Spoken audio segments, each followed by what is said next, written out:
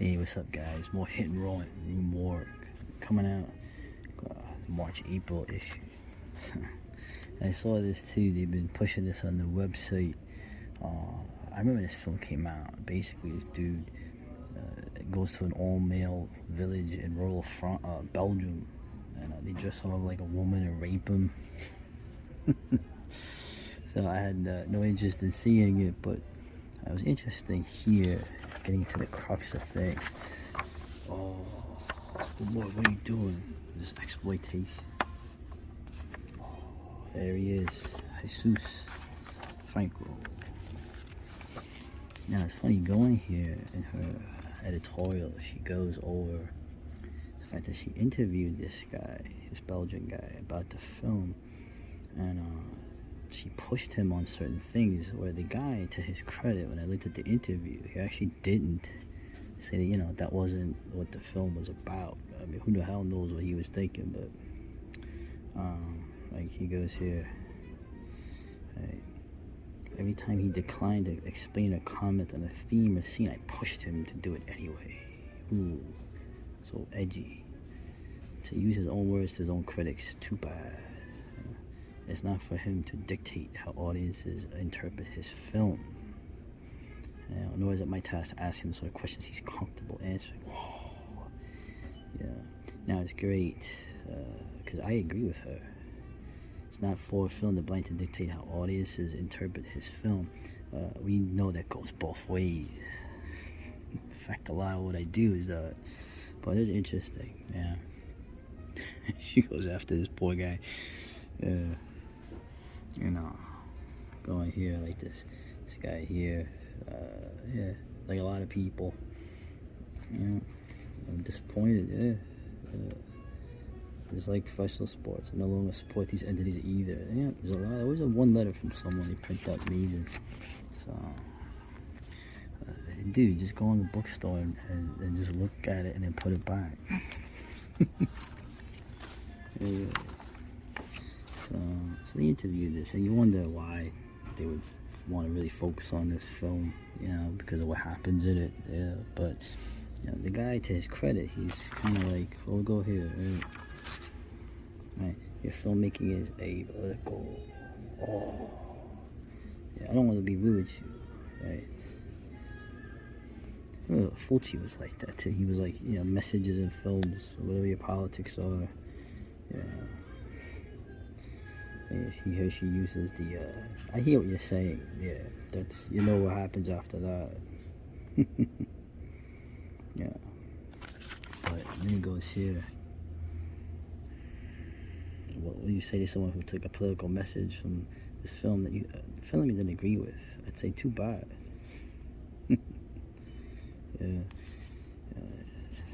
And then she goes on her question, the question as a statement, I keep saying, it pushes people, makes them question why they feel uncomfortable.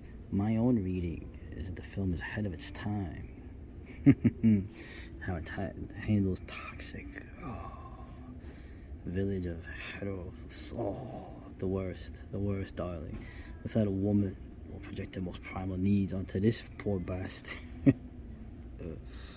Yeah, they ever toxic to each other, male, female, everybody is toxic. Oh, how dare you. And he actually says something really sensible here. It's inner struggle in ourselves between transcendent and immanent. Right. The inner struggle. Right. Yeah. So this guy actually comes out pretty good in my book. So still have no desire to see this. Right? Yeah. And so that was her coming in. Right. It's like, rural people bad, city people good. We got they're making a Renfield movie. I don't know anything about that. Although, remember, dude, bro, this film, Love at First Bite, I seen it as a kid. Another movie that gets better with age. With my man here.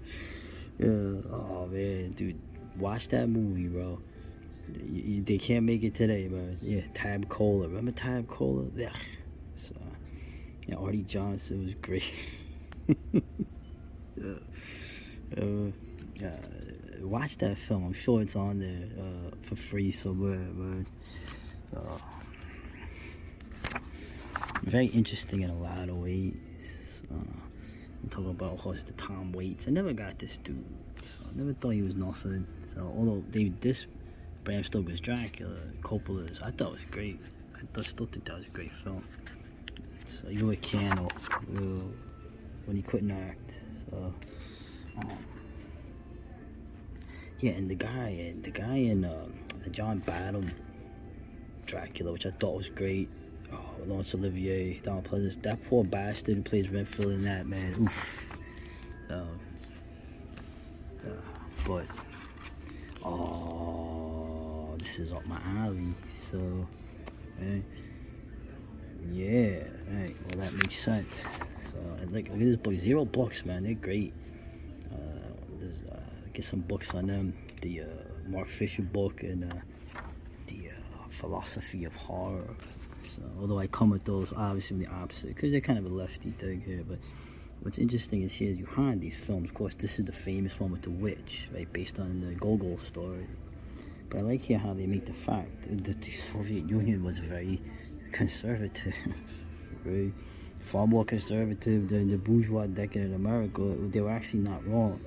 So, and I like here how they have, they were considered bourgeois decadents. They lacked a material basis. Well, they get into all that, you know, obviously the transcendent. But the flip side is they wanted to have to avoid negative depictions of reality. Right? It's kind of interesting that, in a way, you sort of have I would say the reverse of this today, right? Where the ones that make it lack any transcendent basis. You know? And of course, all you want is the negativity. Is this the dialectic?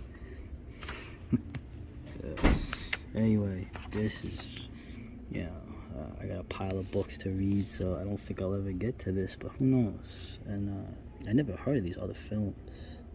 Mr. Designer and Developed, based on a Bradbury story. So I guess Stalker is not a horror film, but I keep mentioning that movie. I like this. We gotta take it here. All right. The Vibrant New.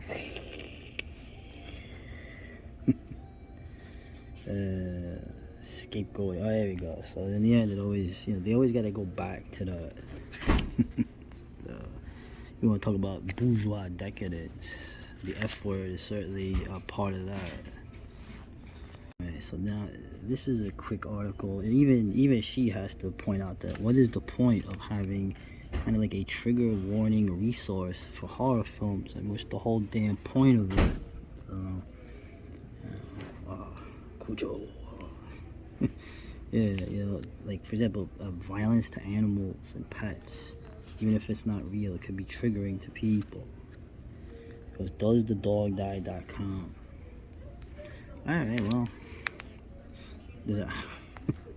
It's like, Jesus. Yeah. So, usual, not interested in any of these. Even this one looks very uninteresting. It's World War I with all dudes. Whereas the rest of these are all, of course, majority female-oriented. So, oh yeah, this film. Yeah, this is what's it? Casper Van Dien. I like this one here. This evil father kidnaps these Asians. His daughter. More on fact than fiction.